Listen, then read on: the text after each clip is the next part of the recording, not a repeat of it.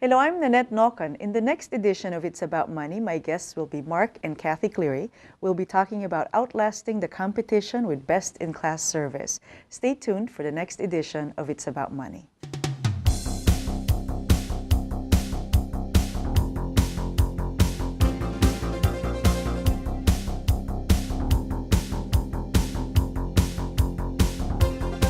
Hello and welcome to It's About Money. My guests are Mark and Kathy Cleary, and they own City Blue Imaging Services. And we're here to talk about how the great job that they're doing and best in class in their service. So thank you for being here. Thank you for having us. So you've been in business. City Blue Imaging Services has been in business for 85 years. That's Correct. Incredible. What is the secret to outliving other small businesses in your field? Well, never let your guard down. Don't take a customer's business for granted. Don't bankrupt yourself by taking excessive salaries or bonuses at the risk of your financial situation. And stay on top of the technology curve. That's wonderful. And tell us about the history of the company. City Blue started back in 1926 and was located right around the corner of Clinton and East Main, somewhere near where the new Paytech building is being built right now. Okay. And was there for quite a while, and then moved a couple blocks over behind the Hotel Cadillac, where it was since 1937 to 1995, basically in the shadow of Midtown Plaza. In 1960, the original owner, William Schock, sold the business to Mr. Fay, father and son, Mr. and Mr. Fay, father and son, and they ran it until 1986, and then my father and Mr. Fay were acquaintances, and they talked about maybe passing the business on to the Cleary family, and at that point we took it over, and we left the old location in 1986 and moved to our Scioto Street location in 1995. Neat. How cool to have all this, history of history. family and knowing the family. And do you have a mission statement?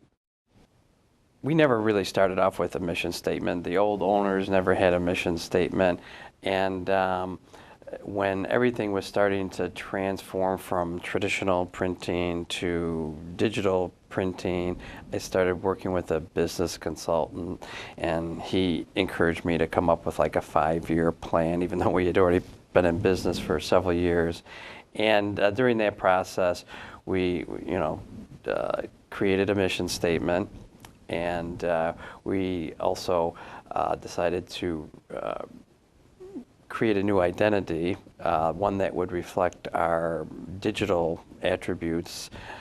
So we changed the name from City Blueprint to City Blue Imaging Services, and we incorporated those changes into the new mission statement, and we changed our logo. So, this transformation was occurring, going to digital, so we kind of incorporated it into our equipment, our identity, our logo, our marketing, and it was a large transformation for the company. It was something that the employees had to be taught how to work with new technologies, and our customers had to start to change the way they would give us drawings to giving us files. So it was kind of the whole change with the mission statement actually incorporated a larger picture of us really going from a traditional print firm to a digital print firm. I see. So it sounds like the timing was perfect. Yes, it was. Change in technology and creating that. So Kathy, how important do you think it is to have a mission statement for the business? I think it's important for us to constantly focus on service to our customers, and our mission statement, well, I don't think we're going to read that right now, to focus on meeting our customers' needs and just always feeling like we're doing our best for them. So I think it's important. So yeah. Would you mind sharing your mission statement? Oh, sure. Sure. Our goal is to be the most comprehensive imaging service bureau, providing complete large and small format engineering, offset and digital printing, locally as well as nationally. We'll meet or exceed our customers' expectations. We will achieve that by providing convenient, quick turnaround service using a highly trained and experienced staff, utilizing the latest in digital technology along with proven traditional methods. No, that's great. It really defines what it is that you guys do. Yep. Now, how often do you revisit that? I mean, how often do you revisit how you do business? I mean, because you're the 5-year the 5-year plan. Well, when we think about, I guess when we saw that question from you, we thought of it differently, and we have a daily production meeting every single morning, and so our projects are constantly evolving what comes in, and so every single day, really, we're looking at how we accomplish projects for our customers. And so every single day we might say, well, we had something like this last week and it didn't go that well, so let's make this change by printing this on this machine, or just changing how we're accomplishing the same end result to maybe save staff time, or just move things around the shop. And so from that perspective, every single day. And in addition, we became a mail house, and so we're always looking at postal codes and how to improve processes for our customers and make recommendations to make things more efficient for them. We're looking at our customers, spending habits and how they've supplied something to us, and we might make a recommendation to, well, you know what, if you just shaved a 1/4 inch off here, we could print 4 up instead of 3 up and save you this many dollars. So I think those sorts of things are done every single day. That's great. At City Blue, Yeah. yeah. I don't think a lot of businesses do that. Start the day by kind of looking at your production schedule, and seeing where there might be some areas to improve and avoid problems that may have happened in the past, right? It's a lesson that we kind of learned along the way, where you could see sometimes communication breakdowns or jobs that could have possibly been done better if maybe everyone on the staff knew what the original intentions were of the customer. So, a morning meeting in our place sometimes takes almost an hour, which is a fair amount of time for Kathy and I and the rest of the staff that participate in that meeting. Now, most of the employees don't spend the whole hour. We do, but we visit our different areas of production, and during that time period, the customer service people and the sales people and myself are usually present. But I think we've figured out over the long run that it saves us, and our customers and everyone a lot of headaches and lost productivity by making sure everyone understands when the jobs are due, what paper, how we're going to actually get this done, as opposed to taking baby steps along the way and then get to a point and go, well, we could have done this differently if we had, maybe thought out the whole process. So it really helps everyone along the way to kind of constantly review how we're doing things. Oh, that's great. That's great. It's a time well spent, truly, right? Yes. Instead of having Thanks. mistakes that you have to adjust that may take up longer than an Right. hour, and then there's the potential expense of the mistake. Correct. That's great. That's great. It's just like planning out everything, I guess. You Right. start your day by looking at what you need to do and organize and prioritize. So, what is unique about what you offer that the competition? Well, we have a value add, is kind of the way I look at it. We are not a print shop where, well, we do just accept print work like as a commodity, but we provide value add. So some of the things I just mentioned about making recommendations back about how to save money, a couple of additional services might be the graphic design service. And one example would be we work with a lot of not-for-profits who can't afford to have a graphic designer on staff, and so we specialize in graphic design support for annual appeals, the sorts of things, maybe gala of invite packages, that sort of thing. And just recently, within the last few weeks, we we're doing promotions for the Rock the Day for United Way, and we took the United Way templates and are able to work with a not-for-profit, for example, to customize that for their needs, and then integrate their message, and then do the mailing for them, and so on. So I'm not sure. I don't think there are many print firms that offer that additional service and recommendations, because the other thing is that we have exposure to what all the other not-for-profits are doing, so we're able to incorporate some of our recommendations based on knowing what other groups are doing. With the advancements of technology, has your services, I mean, it sounds like from the 5-year planning that you had done, the advancement of technology was coming along at the right time. And like you always suggest for your clients or customers, potentially new ways of doing things. And how often do you look at that? You'd mentioned that, when I asked you about what makes you best in class, you talked about the technology side. Well, periodically the market is what's driving what we do.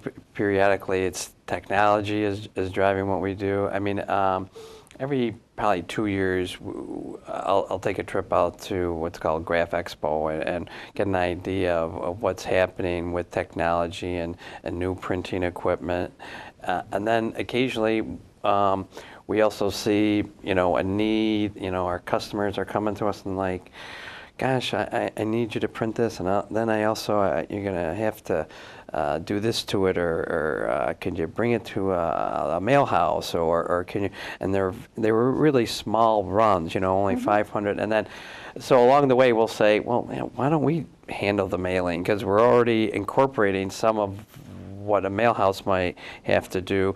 So occasionally, as we look at, changing technology, we'll say to ourselves, is there an opportunity here for us to add an additional service that will either provide us for additional sales or help endear our customers to us, because it'll be one less stop that the customer has to make. Years ago the customer might have to go to a ad agency or design firm, and then they would take those design ideas and then go to the printer, and then they would take the printing and go to, years ago you'd have to go to a finisher who would have to cut and maybe fold, and then you would have to go to the mail house, and all that took weeks. Now, no one has weeks to get to a print project, but also, so much technology has been brought in-house that into a single place where not just City Blue, although I like to think we stand out in this area, but a lot of the places that used to handle, post-production printing, binding, cutting, a lot of those things have all, evaporated. They've gone away. So many printers now want to handle all that in-house. They don't have the time to say, all right, we're going to ship this over to Bob to have him cut it for us. So more and more technology has come down in price to allow people such as City Blue to take that in-house and become full service, where we're doing the design, the printing, the finishing, the mailing, all in-house without having to source it out, and then get it really to the end user, the customer, or a lot quicker. Sure. And I can imagine like having that cycle, you as a customer come in, go through the cycle and get the product that you want instead of the possible changes and, that's not what I wanted, all those things. And hopefully save money, and because time is money, and just the coordination of all that. That's great. Has there ever been a time where you had to go back in the old way of producing something, or is it just technology has advanced so much that that's the way, it's easier, it's really no, has there been a time like, I'll do it the old way? There's not a lot of, I mean, you can't really buy the old equipment. The only thing that we found along the way, originally when we were, City Blue was mainly doing blueprints, and we bought another company in 1993 that was doing what they used to call pre-press, and most of that has been, all printers now do that in-house, but there used to be 4 or 5 pre-press houses where they were taking people's files and they'd create the films and the plates and they would deliver them to the printers, you know. I see. And as technology started to come down in price, most printers didn't use those services outside anymore. They all brought them inside, and they had their own staff members, you know, creating the films and everything. Well, when that occurred, City Blue, you know, we had to say to ourselves, "Gosh, we're gonna lose this part of our business unless we do something different." And we started our digital printing business. But the one thing we found along the way is that a lot of our customers, when we started to print, you know, postcards or maybe brochures, they said, "Well, I'd like some envelopes." And I go, "Gosh, we don't do envelopes because you can't do an envelope digitally." Or they go, "I'd like some letterhead," and we go like, "Gosh, you can't really do that digitally." So we actually, I always said I would never do this, but we took a step backwards and we bought an offset company so that we could actually do, now offset printing is, you know, centuries old literally, you know, and we kind of went back, and so we do a lot of letterhead, envelopes on our offset printers because the inks just are more suited for envelope stacks and everything, and then we do like brochures and sell sheets and other things on our digital printer. So in a sense, we did have to take a step backwards because there was really just a better way of doing these things. But That's cool. That's cool. It's nice to know whatever the tricks are available. Just pull them out of the hat when you need them. Yeah. We'll take a quick break. My guests are Mark and Kathy Cleary from City Blue Imaging. We'll be right back. I'm Nebraska Attorney General John Bruning, former National AG President. Every year, consumers just like you fall victim to complex and wide-ranging fraud and identity theft scams. Protect yourself. Never use a money transfer service to send your hard-earned money to someone you don't know personally. Not for online purchases, a job promising easy money, or a lottery you've allegedly won. Scammers are never who they say they are. Scam scenarios change daily, so be skeptical and use common sense.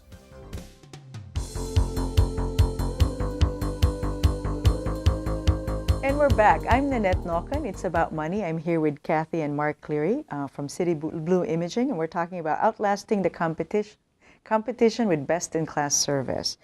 So tell me about the financial ebbs and flows for the number of years you've been in business, and how dependent are your business results to the economic and the conditions of the times?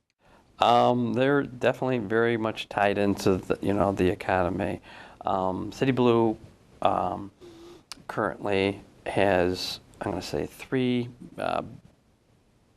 distinct business services. We have our blueprint services, which a lot of construction firms, architects, engineers, developers utilize.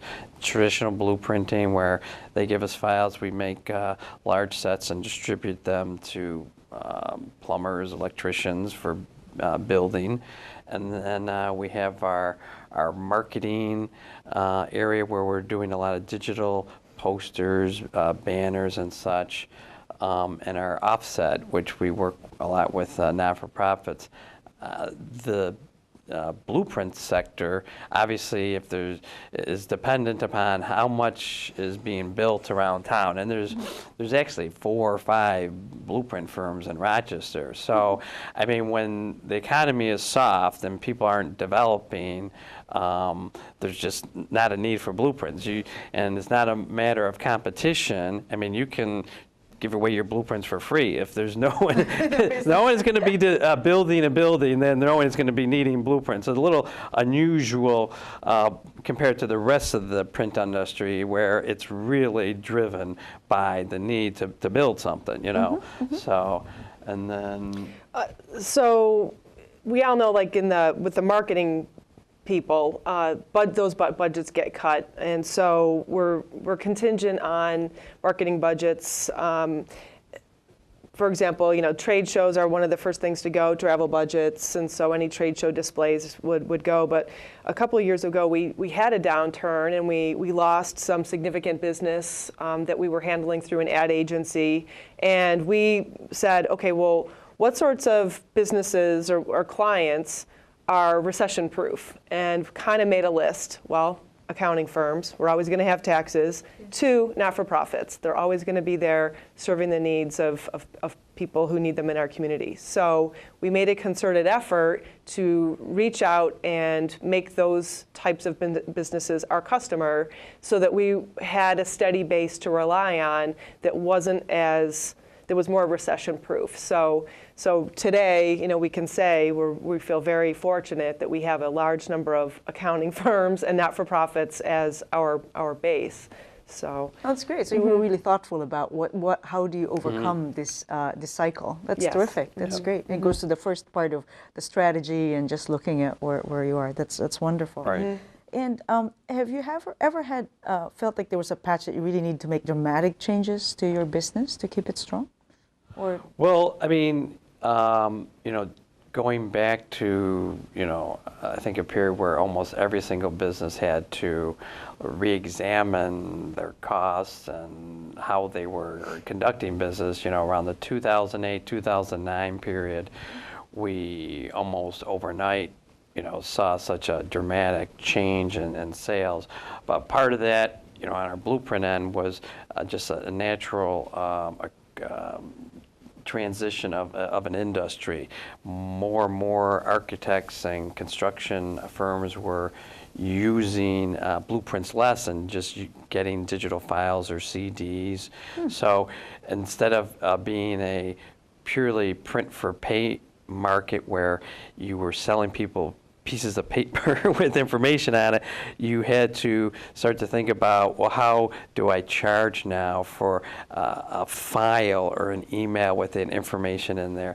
And then during that process, a lot of the business just kind of naturally went away. You weren't able to charge the same price you would for 100 blueprints versus a CD with 100 files on there. So, but that happened to also occur right around the same time that, the economy was starting to tank a little bit. So, we were keeping our eye on this, and, during that time period, we basically had to say, you know what, we're going to have to cut staff. We're going to have to the remaining staff are going to have to assume new duties, and including us. Yeah. I mean, We've never worked harder or more than now.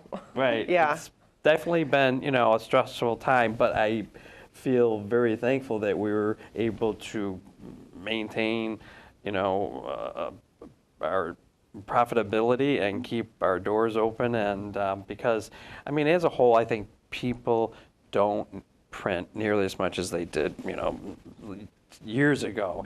And normally when you see such a seismic shift in the economy and people start to reevaluate their printing budgets, their marketing budgets, it never ever really gets back fully to where it was. People say, well, gosh, I used to send out postcards, but now maybe since I started to use Constant Contact to save money, I'm probably not going to go back, even if the economy rebounds, to start sending out postcards again. I'm probably always going to use this method to convey my message. So, the economy, I think, caused a lot of firms to reevaluate their staffing and have to make changes.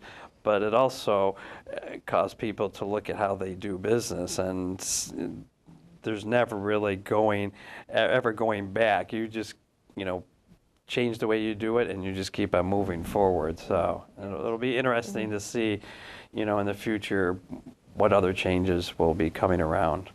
That's great. It's nice to be able to react. Some people don't, and that's the end of the business, and Yes. that's how you stay profitable and healthy.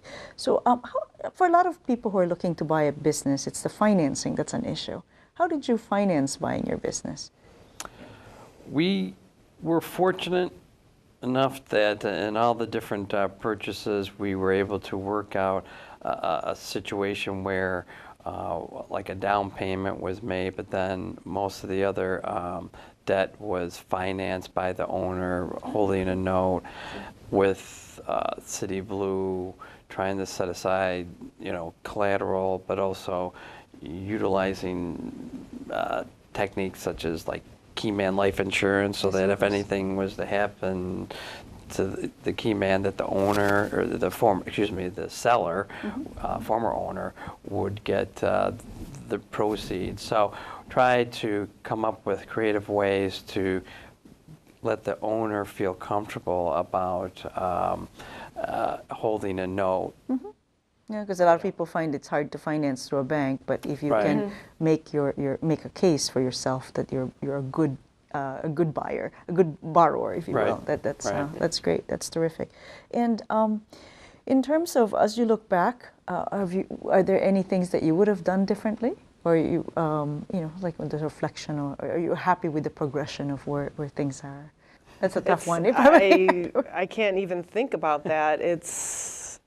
That's great. That's great, because too many people think about it. I think, oh, if I only done this and that, if you just keep moving forward, that's really a better strategy. So I didn't mean to put you in the spot. no, I think, when I think about things that might have gone wrong with other printers who've gone out of business, I think that, Mark has been very proactive in like monitoring our sales and making sure every single, week in and week out that we're not spending more than we're making, and just keeping a really close eye on things, because I think some printers who may have purchased, multi-million-dollar, print devices had too much debt and then weren't able to support it.